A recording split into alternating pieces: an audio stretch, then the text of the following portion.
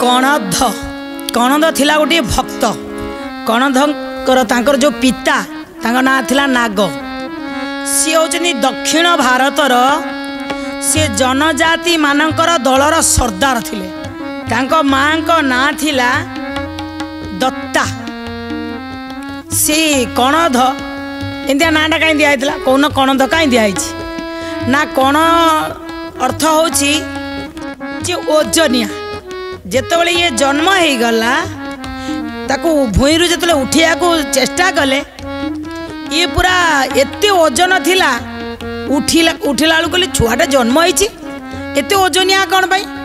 अच्छा अच्छा सेथि पई कण शब्दर अर्थ होची ओजनिया कही से दे देल ता ना होची कणध ओजन थिला बोली तारा कणध दिया हे गला नाटा धीरे धीरे कणध को भी सही भली बापा जेहेतु थिले जनजाति दलर सरदार पुओ को भी सही भलिया सरदार हवा पाई शिक्षा दौथिले तैयारी करुथिले। हाँ जे बापा को देखिकी भी अनेक पिला बापा को अनुकरण करती बहुत पिला बापा को अनुकरण करती देखिए जार पिला टिके माने जहाँ बापा जो लाइन रे जाइथियो जदी साहसी धनुर्धर पिला को सेया भल लागुथियो ठीक सेमिदी ये कणध धीरे धीरे धीरे धीरे बड़ा होची कि बापा को अनुकरण करिसेंती जितबले तांको 16 वर्ष हो गला 16 वर्ष समय रे बापा कौन कले ना कहले तुमको मु दलर सरदार करदेवी एबे मोर टिके समय हो गलानी 16 वर्ष रे तांको मध्य दलर सरदार करदेले का को कणध को सरदार करि सारला परे बापा माँ उभे चलीगले उभे चलीगला परे ये तांकर जो सरदार हो गले तांकर दीटा भृत्य थिले जनकर ना होची नाण जनकर ना होची काद ना देखुन हाँ जनकर ना हला नाण जनकर ना हला काद ये दीटा तांकर भृत्य माने तांकर जो कथा कहिबे से मानिया पई बाध्य तेणु जो दलर सरदार जहाँ कहिबे से माने मानिबे आंकर मुख्य काम कौन ला ना जनजाति माने एमाने जंगल को जिबे पशु शिकार करिवे शिकार है एमानकर मुख्य काम दिने कणध कहला ए नाण आउ काद चलो तमे दी जन जाक मो संगे मिसिकी आमे जीवा जंगल को शिकार करिया पे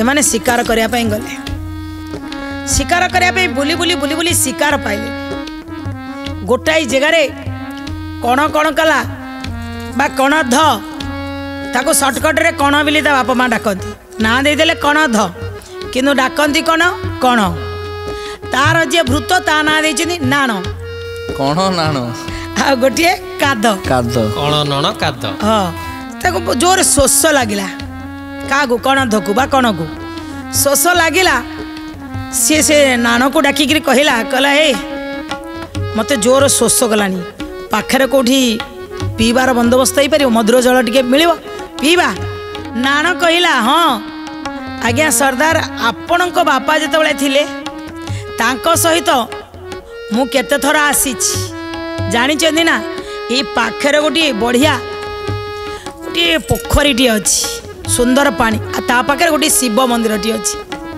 चलना जीवा से पानी पीबे शिव मंदिर दर्शन करेंगे पूरा दर्शन कर सारा बढ़िया खुशी लगे आपन को छोट बड़ ठारू 16 वर्ष भितर कहीं केबे एमती शुणी नथिले जे गोटे शिव मंदिर जीवा कि जाकि कोटी पूजा पाठ करे एमती किसी भीतर न था किंतु कौन जो जन्म हो सारी सीना किंतु भारी साहसी थिले भारी निर्भीक थिले किंतु हृदयटा पूरा एकदम खोला छंद कपट नथिला सहित चलले कहले चल आसिकी से जो पानी पीबे से पोखरी पाखे पहुँची गले किंतु कणधंकर नजर पड़गला गोटे शिव मंदिर रे थिबा से शिवलिंग उपरे कहले अरे अरे अरे ये तो अति सुंदर ये देखू देखू जमी गोटे गोटे स्थान थाए दर्शक बंधु गले भारी मन बुझी जाए ये कणध देखू देखू शिवलिंग को पूरा सी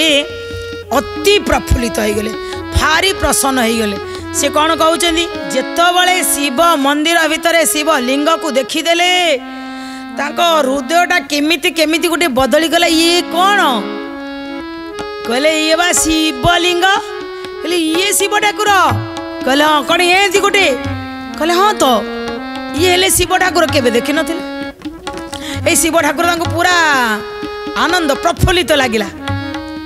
ପାଣି ତ ଟିକେ ପିଇ ଦେଇକି ସିଧା ସିଧା ଯାଇକି ସେଇଠି ପହଞ୍ଚିକି ସେଇ ଆଗେ ସେ ଶିବଲିଙ୍ଗକୁ ଅନେଇଲେ। ଏଇଠି ଶିବ କାହାନ୍ତି? କହିଲେ ସେଇ ପରା ଶିବ। ଏଇଟା ଦେଖିପାରୁନାହାନ୍ତି? ଏଇଟା ବା ଶିବ ଲିଙ୍ଗଟା ଏଇଟା। ଆଚ୍ଛା, ଅନେଇଲେ ତା ଉପରେ ଫୁଲ ଥୁଆ ହେଇଛି।